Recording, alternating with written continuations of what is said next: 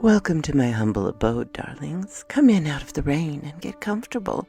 I have a story to tell you, and I hope you enjoy. If you do, be sure to like, comment, and subscribe. The Hunt by David MorningWay, Part 2.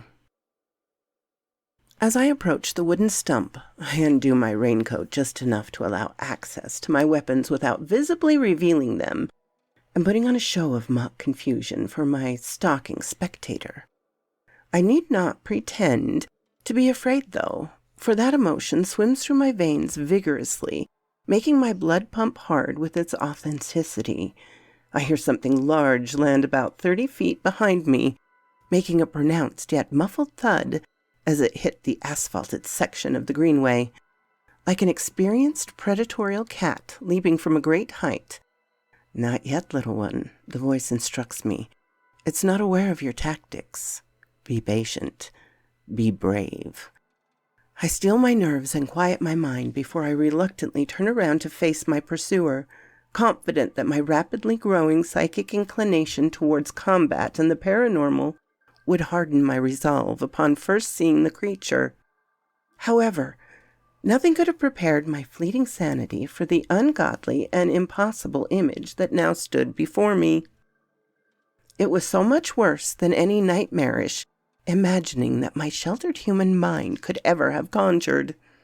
At first, I just saw a white, grayish, fleshy mound hunched over and staring at me with two enormous, burnt orange-colored eyes, with mist so prominent that its full visage was still mostly concealed. Although I had somewhat tamed my frayed nerves, the loud cacophonous sound of snapping and reforming bone, muscle, and tendon made me jump back as the creature began rising to its feet, its eyes now blazing with unnatural life. Like two flaming jack-o'-lanterns, it must have reached 9 feet tall by the time the monster's spine finally stopped cracking, with it now standing fully bipedal as it began showing me dirty white fangs with its sinister grin. A tall dogman of unthinkable design stood before me now, completely hairless, with grayish-white skin and ears standing straight, comparative somewhere between a German shepherd and a bat. "Lure it in, then feed it silver," the voice calmly instructed me, and I listened. Following the instructions given, and I began to beg and plead while cowering my body in the lowest possible position, all but prostrating myself to the advancing creature. The more frightened I appeared, the more I could somehow sense the monster's annoyance at me, for it wanted to hunt, not be fed. Its grin turned into a scowl as it closed the final distance between us, and I was ready. "No, please, no!" I whimpered as it finally approached me, and then did something I was not fully expecting. It spoke. "You disappoint me, Jennifer. I thought you would be more fun. I thought you'd be more of a—" "Fuck you!" I said, interrupting whatever BS monologue it was saying as I drew my .357 and unloaded everything point blank directly into the canine abomination. 3 of my silver bullets found their mark, piercing his right chest, left shoulder, and grazing his head, while taking an oversized ear clean off. The dogman tried to jump into a nearby tree before the sizzling and smoking flesh around the bullet's entry rooms forced him to lock up and fall to the ground, where he writhed around briefly before quickly getting up and composing himself. I foolishly used up all 6 of my silver bullets with my first initial attack on the beast, hoping beyond hope that my surprising onslaught would finish the job early. I could see the smoke that churned out of its bullet wound start to die down, making me realize in regretful horror that I missed every vital organ. Effectively wounding, but mostly just pissing the 9-foot monstrosity off. With now trembling hands, I attempted to draw the 9mm out from under my left arm, where it remained holstered, just to have my uneasy grip drop it to the asphalt with a metallic clank before I could even think about aiming it. As the creature lowered itself to pounce on me, its abdomen was hit with 2 shots in quick succession, forcing it to leap an extraordinary distance into the river, where it went still and silent after the first splash. "Are you okay?" the man said as he appeared from behind a large oak, clutching a similar revolver to mine in his grip, just with far more tactical attachments customized into the gun's frame.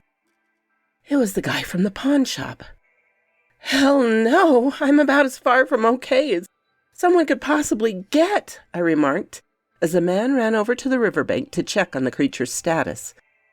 "Damn it, I can't see shit," he said, gazing intently into the mist-covered water. "His skin is the same color as the fog, so it's impossible to—" But the man was cut off as a rock exploded on the side of his head and would have probably killed him if he wasn't wearing an old-school camouflage combat helmet, the kind of battle attire that would look right at home in the movie Full Metal Jacket. The blow still almost knocked him unconscious as he fell to the ground, clenching the left side of his face where blood was slowly beginning to trickle out. I sprinted for the pistol. I dropped, just for the creature to then cut me off, landing in front of the gun I was running for with alarming speed, causing me to fall backward on my butt unceremoniously. However, as my palms hit the ground to steady my descent, causing me to fall backwards on my butt unceremoniously. However, as my palms hit the ground to steady my descent, my right hand landed on my cell phone, where I wasted no time in hitting the play on the frequency I downloaded. As the creature moved on me, moderately staggering now due to the damage it took, the rifle frequency started blasting through the calm morning atmosphere like an air raid siren. I threw the phone in the opposite direction of the pistol I dropped, desperately hoping to increase my chances of making it to the cellular device while avoiding the monster's elongated reach and razor claws. As the beast grabbed its head, letting out a high-pitched howl that hurt my eardrums, I tried running around him in a wide arc, hoping to safely circle around to my fallen pistol. Unfortunately, about halfway through my improvised plan, the dogman reached the phone and smashed it into plastic and metal debris with one large stomp. I know some of you may be asking, why even throw the phone and not just hold it on your person? Well, in almost 3 seconds I had to contemplate this decision. I kept having a vision of just following the noise all the way to its source and dispatching me rather easily, so I made a choice. Once the sound dissipated into the ether, the creature instantly locked its burnt orange eyes into my emerald green irises, with the mannerisms now devolving from patent predator to rabid killer. As the beast began its frantic charge towards me, its body was riddled with automatic fire, forcing it to halt its advance and take notice of its attacker. "Run!" the man shouted as he emptied his magazine and then pulled a pistol-grip 12-gauge from behind his back, peppering the creature with buckshot before it closed in the distance on him. The monster was substantially wounded now, with the previous silver still boring smoke holes in its flesh and moving dark lines tracing up its veins, like it was being hurt far greater on an internal level. Instead of killing the man directly, it grabbed him and jumped into the water, and then up the opposite side of the riverbank, where it carried him off into the woods. As they both disappeared into the depths of the misty forest, the second I thought it was potentially over was the second I heard the man scream, followed by the atrocious sounds of something being eaten alive, like wet fabric tearing around breaking twigs. I wasted no time in picking up my fumbled pistol, and as I frantically scanned the immediate area, I saw something chrome and shiny glinting through the pervasive fog about 100 feet away. It was the man's revolver, and if I recall correctly, there still should be 3 shots left in the cylinder. 3 silver shots. I made it all of 10 feet before the creature landed on the weapon, seemingly out of nowhere, as fresh crimson blood slid down its lower jaw. The monster's wounds began to heal, even the ones caused by silver, though not as quickly. Before I could let myself hesitate, I emptied all 15 9mm rounds into the tall dogman, with almost every bullet meeting pale flesh. The creature acted more annoyed at the folly of minuscule projectiles than hurt, and with a dry click of my empty pistol, I pulled the parang machete out with my right hand and bear mace with my left, letting the spent handgun fall meaninglessly to the ground. "Please," I pleaded to the voice, "don't leave me alone now, damn it. Don't end it like this." "Oh, you are not alone, little one. Not at all." The voice answered in a confident manner that sounded as if it knew something I did not. The creature slowly crept towards me with obvious excitement, indicative by the malicious grin on its face, before something impossible happened. Or more specifically, someone impossible happened. Before my eyes and brains could formulate an explanation, a man appeared between the creature and I don't mean someone ran between us. No, someone just appeared from seemingly thin air. A blond man, wearing trendy ripped jeans and a black duster jacket, stood before me facing the monstrous entity. The creature paused for just a moment before making a statement to the blond stranger. "How did you?" it began to say apprehensively, before its grin soon returned. "No matter. Just more meat," it concluded before continuing its advance. I swear I heard the man softly laugh to himself before he reached up to grab some kind of silver necklace he was wearing, and then swiftly rip it off. The moment the stranger tore the silver chain off, the creature recoiled back in fear so quickly that it almost tripped over itself, having to use its oversized clawed hands to catch the ground briefly upon its descent. As the man took one slow and casual step forward, the monster took 3 steps back, almost whimpering before it composed itself nervously. "I assume you don't understand the gravity of your foolish course of action until this very moment," the man said while moving forward, with the creature matching every step he took towards it with at least 2 steps back. "Impossible!" the beast roared in panicked fury. Those energy signatures.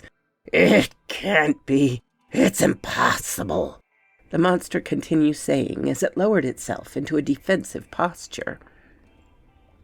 "First off," the stranger began, "nothing is impossible, you simple creature. Secondly, you're allowing the fear of this revelation to grip you to this very spot, instead of wisely absconding in order to try and save your vile existence," the man concluded, while now visibly clenching his fists. "What are you?" the beast inquired more calmly now, seemingly accepting this new scenario and speaking in a manner that suggested it had not in fact used up all of its tricks yet. "I'm not sure," the man said in response to the creature's query. "Many have theories about my origin, but nobody seems to know for certain." "Wait," the creature began before it started laughing out loud, with its deep, coarse, and malevolent voice echoing through the surrounding area like a hatefully boisterous foghorn. The sound of its laughter was so invasively intense that it seemed to violently shake both my mind and organs with some kind of dreadful, offensive sonic vibration.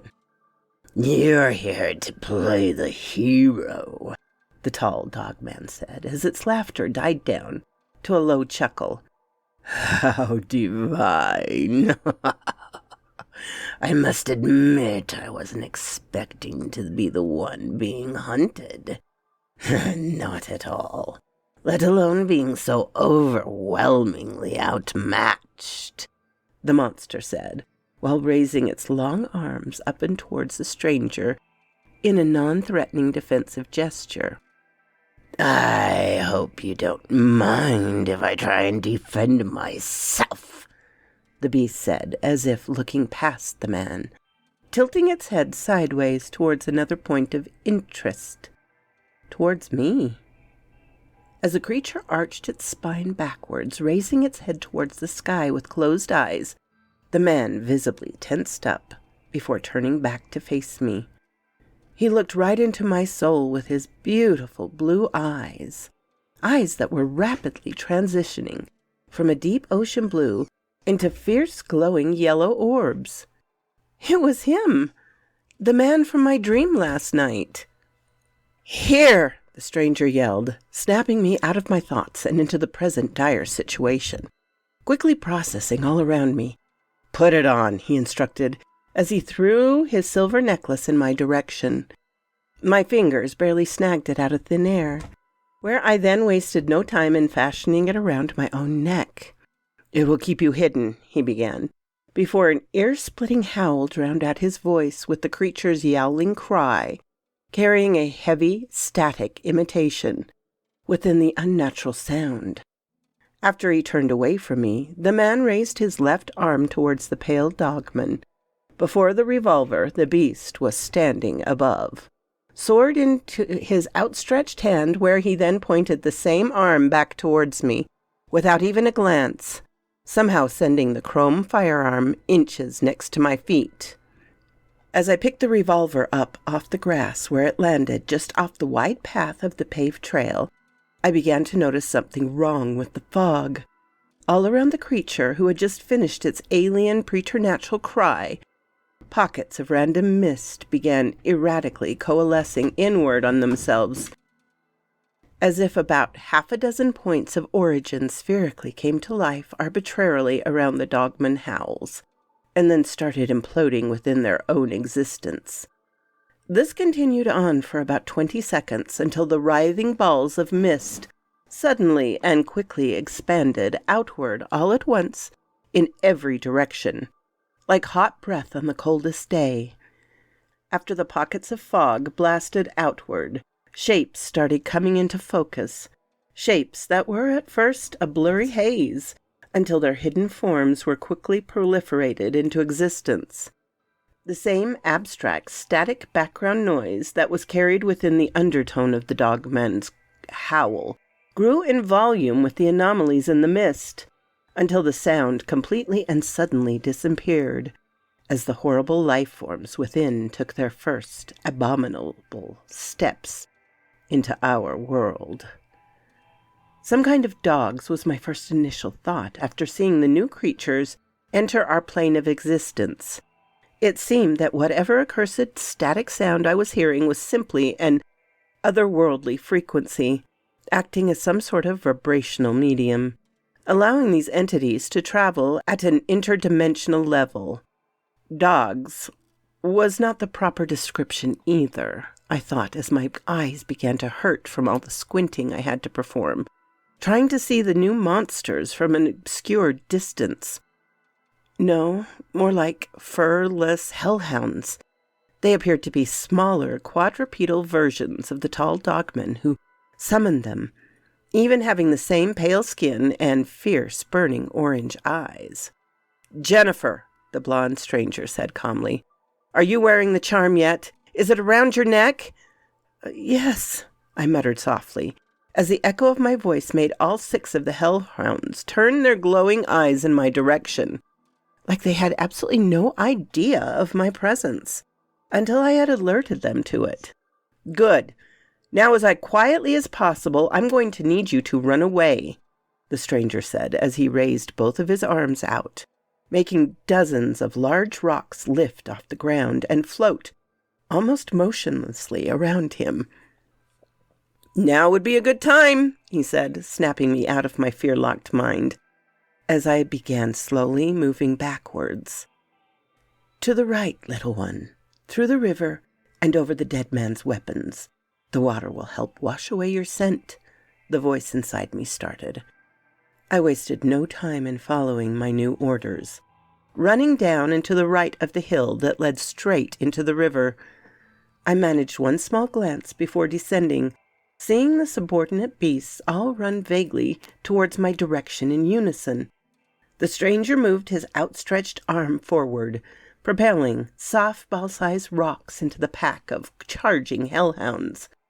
A dissonance of whinings and growls pierced the quiet morning air. As the flying stones ripped 3 of the little bastards apart while viciously wounding a 4th, I dared not take a second glance back as I made my way through the river, tripping over slick river rock stones twice before finally making it across. I used all 4 climbing up the river embankment before finally cresting the top, only stopping when I heard a loud splashing sound behind me, which was quickly followed by 2 more.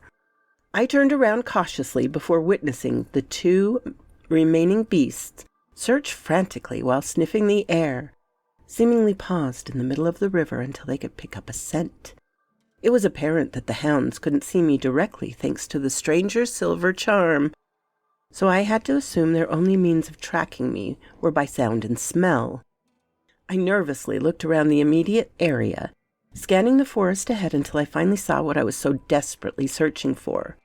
A circle of splattered crimson lay about 50 feet ahead of me, no doubt where the brave pawn shop employee met his unsavory demise. Now I had a plan, and it was time to set it in motion. I slowly bent down to pick up a large rock I saw on the ground, carefully lifting it up so as to not rustle any leaves or break any twigs and alert them to my location. I took a slow and careful aim, setting my sights to a distant point off to the right, towards the rocky riverbank, about 60 or so feet away. I can tell they picked up on my scent by the sporadic flailing of the nostrils, so attempting to throw the rock ball across the river in an attempt to lure them away would most likely be futile. After silently moving myself into an optimal throwing position, I pitched the large stone with all my strength towards them, watching it sail away through the air and land almost perfectly on its intended mark. The creatures wasted no time sprinting towards the sound, feverishly pawing and sniffing at the rock I threw for clues as to where my whereabouts.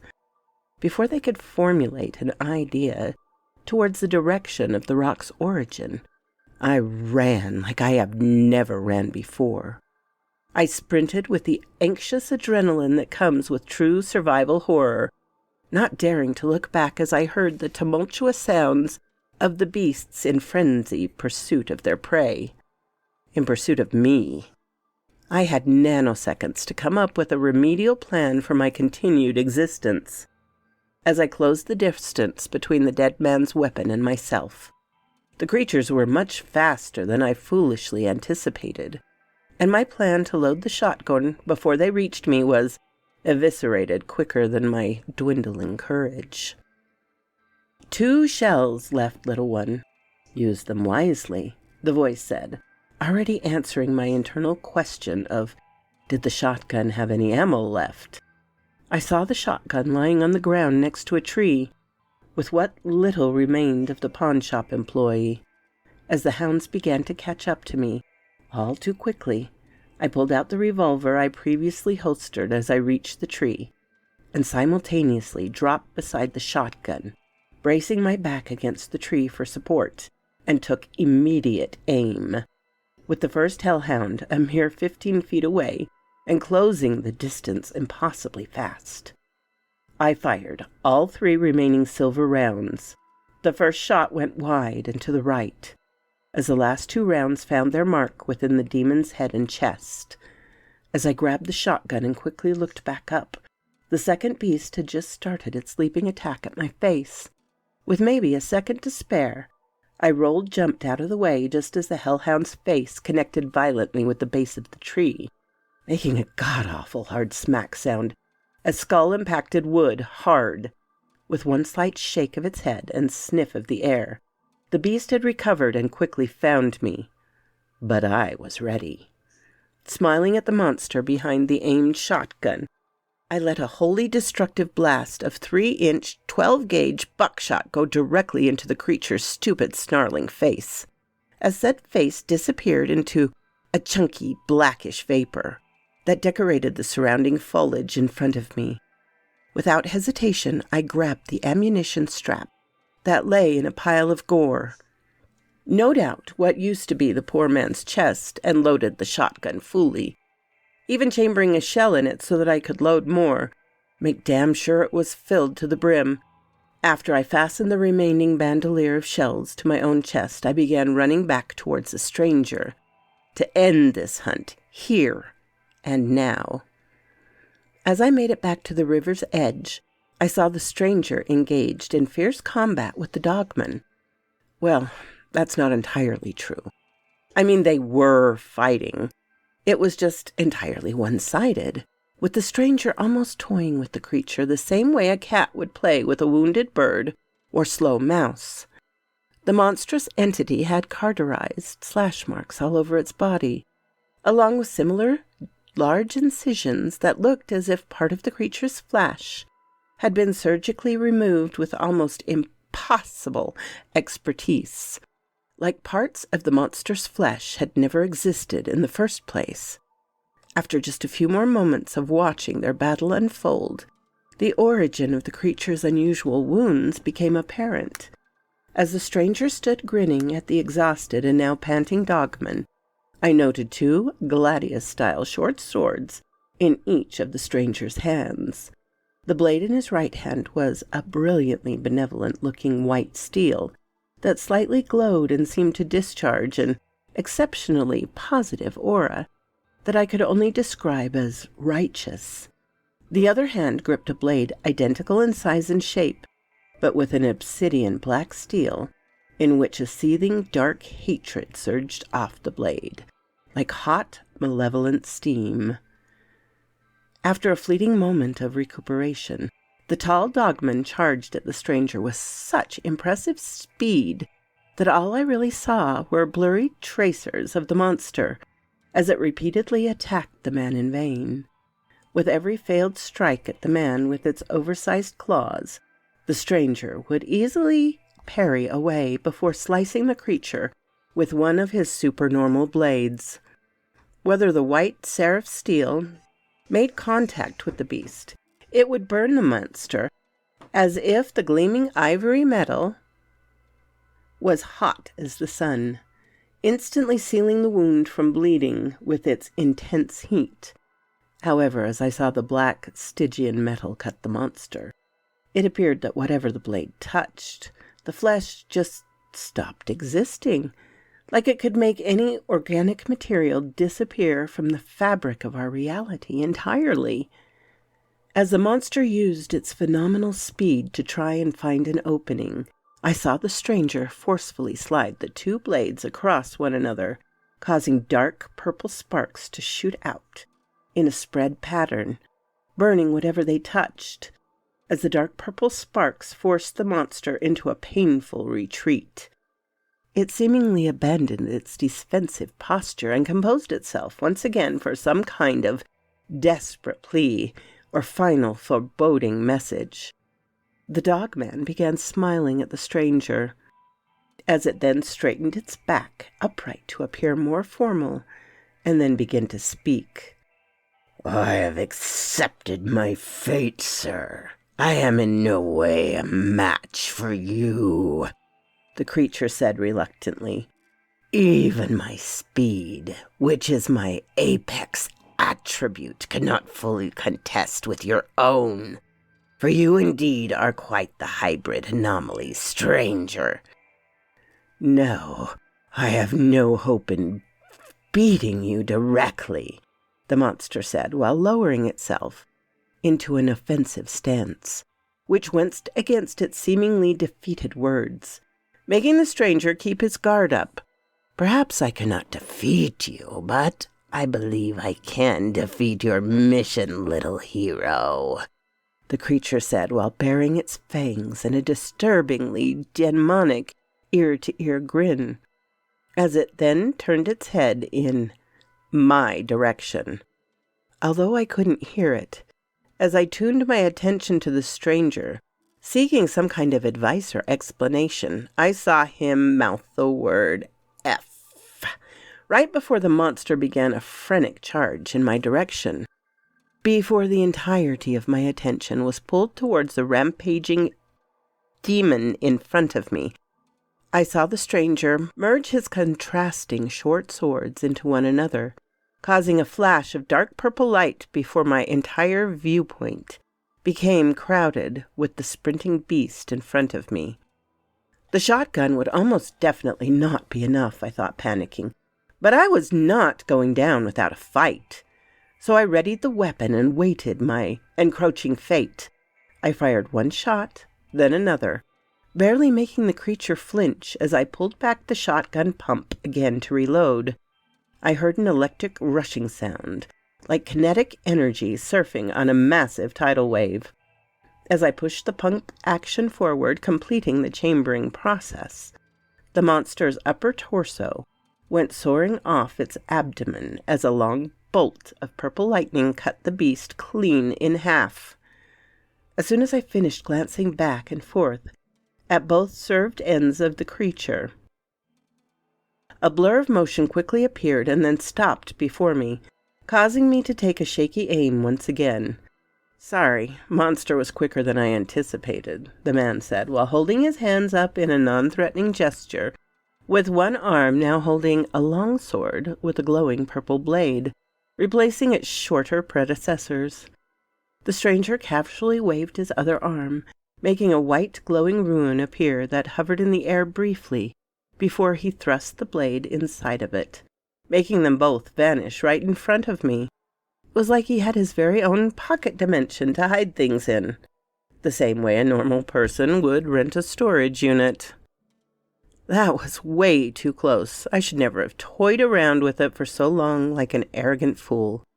"I'm sorry," the man said to me. "Are you all right?" He then asked me in genuine concern. I tried to formulate words for a few moments before just giving up and running into his arms crying, thanking him with the raw emotion of my pouring tears instead of words. It's all right, the man said softly, reassuring and comforting me. "You're okay now, Jennifer," he continued, saying while stroking the back of my long hair. "It can't hurt you now. Everything is going to be—" "Ah!" The stranger was abruptly cut off by the enraged battle cry of the creature as its severed upper body went flying towards us with violent killing intent. As I gazed into those burning orange cylinders of eyes coming at me, the man chose to cover me with his own body for protection rather than save himself. Just as we were both to meet rabid fang and claw, the large oak tree in front of us came crashing down on the leaping beast, crushing its entire body to pulp, save for its head. The first thing I noticed after the conveniently felled oak was the stranger's gaze facing upwards with his mouth seemingly agape in awe.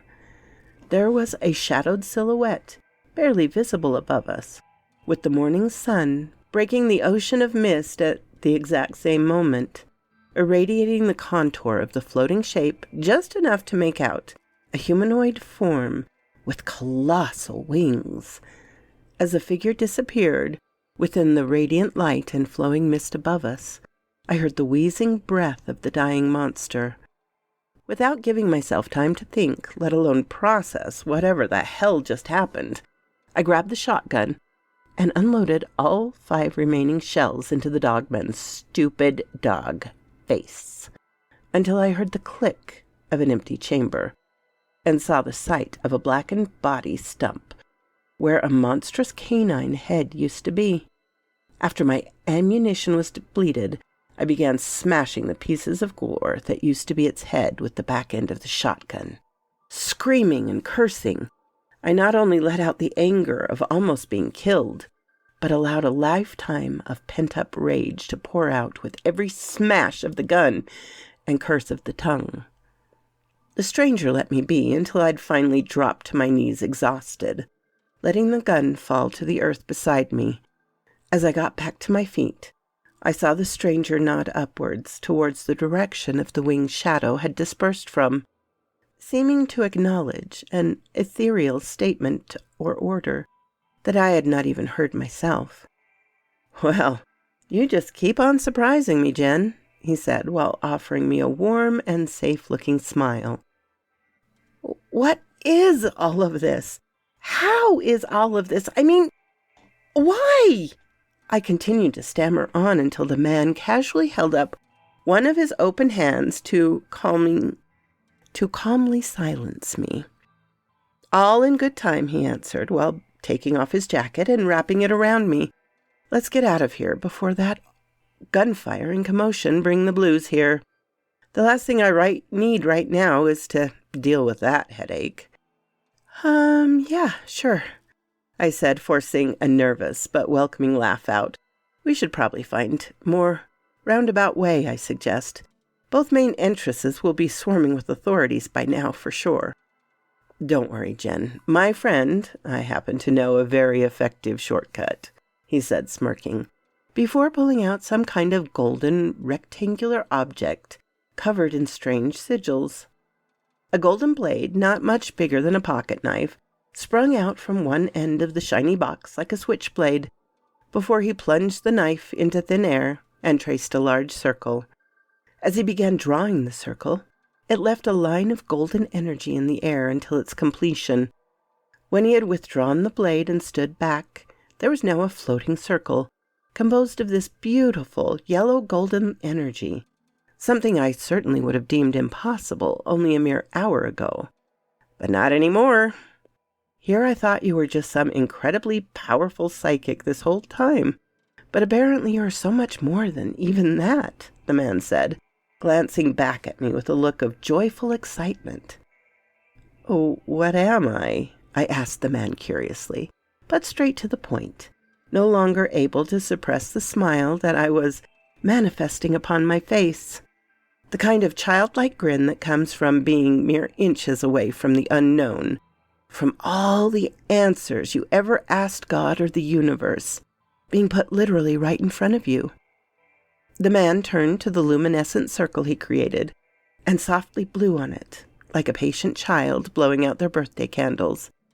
As the stranger blew air into the circle, the background image of the forest we stood in faded away, being replaced by an elaborate manor sitting on top of a mountain within a different forest, and for all I knew, in a different world entirely.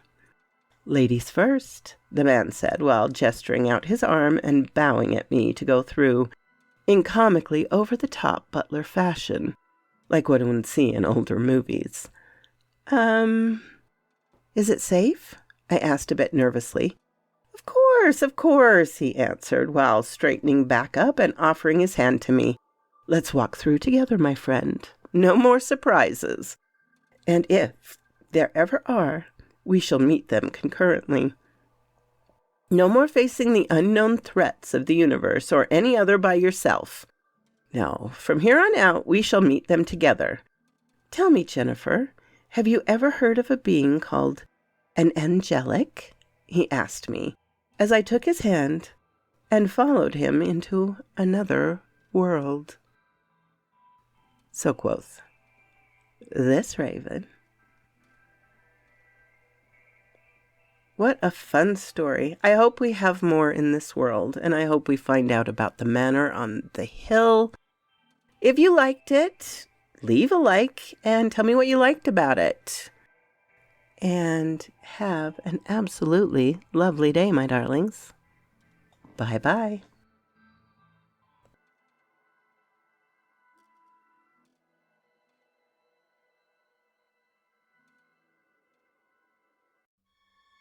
Thank you for stopping by, my darlings. It means so much. I so enjoy telling these stories for you. And here are some of my marvelous supporters. Please, if you haven't subscribed, consider doing so. If you give this video a like, it would help me out ever so much. Thank you, and have a lovely, lovely day.